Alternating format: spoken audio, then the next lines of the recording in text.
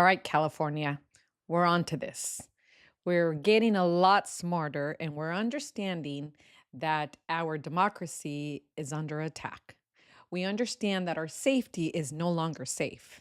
And we're also understanding about how APAC works and how most of our corrupt politicians, including Democrats, are working alongside APAC. And a lot of this stuff gets funded on APAC, and that's how we end up getting screwed. And our tax dollars are not working for us. They are no longer working for us. They're only working right now for all the billionaires. With that being said, this is exactly why we don't want California in the hands of two Republicans, okay? We do not want, especially the corrupt motherfucker that's stealing ballots and trying to commit fraud when his ass can't even solve a crime in his own county. So he needs to get the fuck out. But, anyways, they've got only two candidates. So Republican votes are going to go to two candidates. Now, the way the Democrats and the way that APAC is fucking with the Democrats, this is the way that they're doing it. They have all of these candidates. And let me tell you something. The candidates that are at the bottom of the barrel that know that they have no chance, the ones that are staying in, we should see who's funding them. How much money is coming from APAC? Where is the money coming from for them to actually stay on the race, knowing that they have no chance? But you know what they're doing? If votes are split amongst all of these candidates, we're all screwed because the two candidates with the most votes are the ones that are going to end up on the ballot.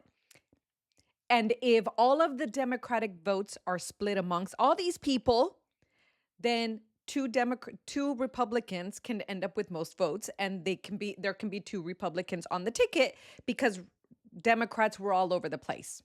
Now, there is two that are doing the top fundraising money. There is two that stand out at the top, and for the right reasons. Let's recognize their track record. Eric Swalwell, Katie Porter. I've mentioned Katie Porter before. She's gotten very famous because of the whiteboard. She has no problem calling out all these billionaires and corporations of how they're screwing us over. She had a very good track record when she was doing all these hearings, and she would call out like a teacher and she'd explain the way that their corruption worked, the way that it all screwed us over. We were always a losing party. She did a great job with that. And so that is why she is somebody that stands out to me. Katie Porter, Eric Swalwell. These, we need to look at our ballots. Come on June 2nd. Don't forget, because that's when the primaries count. Whoever gets the most votes in June are the ones that are going to be they're going to be running in when it comes down to the November races, where we have to vote for the actual governor. We need to eliminate all of the other noise all around all of these Democrats. And believe me, there's several in there that are being paid big bucks to stay in just so they can split the votes. They're non-existent to us, you guys. We're ahead of the game here. We know exactly how corruption works. We know exactly what APAC does to influence elections. This is how they fucking cheat, okay? So we know that. Just please know that. Pretend there's no other names on the ballot. There's two candidates that you choose from. You actually will do your homework and go with what feels right for you. Look at the track record for both. Look at to see who funds their campaigns. Look at them, but right now, these are the top two. These are the top two that have stood out in a lot of ways. Please, please, please just focus on these two. All of the other ones, they know they have no chance. But they're also doing this intentional because they're trying to fuck our party over. So we're smarter than that.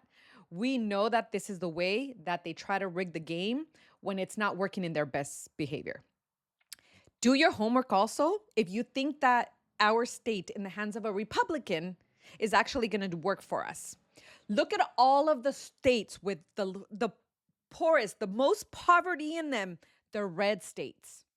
We're the fifth largest economy or fourth largest economy in the world.